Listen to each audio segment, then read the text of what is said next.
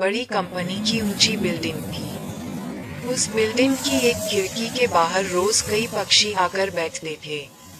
एक दिन दो बहुत भूखे कबूतर वहां आकर बैठे।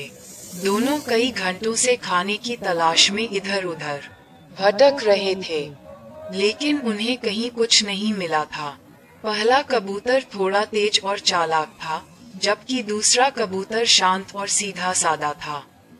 दोनों खिड़की के पास बैठे आसपास देखने लगे, शायद कहीं से कुछ खाने को मिल जाए। उसी समय कंपनी के अंदर बैठे एक कर्मचारी ने उन्हें देखा।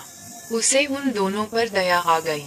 उसने अपने टिफिन से कुछ बिस्कुट निकाले और खिड़की के बाहर उनकी तरफ डाल दिए। जैसे ही बिस्कुट गिरे, दोनों कबूतरों की आंखों में चमक आ गई। लेकिन तभी कहानी में मोड़ आया। पहला कबूतर जल्दी से आगे बढ़ा और सारे बिस्कुटों पर अपना अधिकार जमाने लगा। वह दूसरे कबूतर को पास भी नहीं आने दे रहा था। जब भी दूसरा कबूतर थोड़ा पास आता, पहला उसे चोंच मारकर दूर भगा देता। दूसरा कबूतर बहुत भूखा था, लेकिन डर के कारण कुछ कर नहीं पा रहा था। वह थोड़ी दूरी पर खड़ा होकर बस देखता रहा। उसकी आंखों में भूख के साथ साथ उदासी भी थी।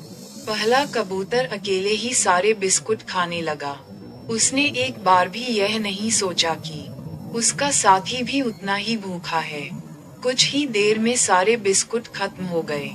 खाने के बाद पहला कबूतर संतुष्ट होकर उड़ गया, जबकि दूसरा कबूतर वहीं बैठा रह गया, भूखा और निराश। कुछ देर बाद वह भी धीरे धीरे उड़ गया, फिर से खाने की तलाश में। खिड़की के अंदर बैठा वह कर्मचारी यह सब देख रहा था।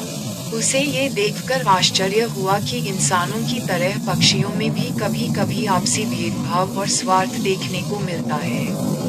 कहानी का सार, मॉरल: कभी कभी पक्षियों में भी आपस में भेदभाव और स्वार्थ होता है, लेकिन हमें इससे सीख लेनी चाहिए कि हमें हमेशा दूसरों के साथ बांटकर खाना चाहिए और दया का भाव रखना चाहिए।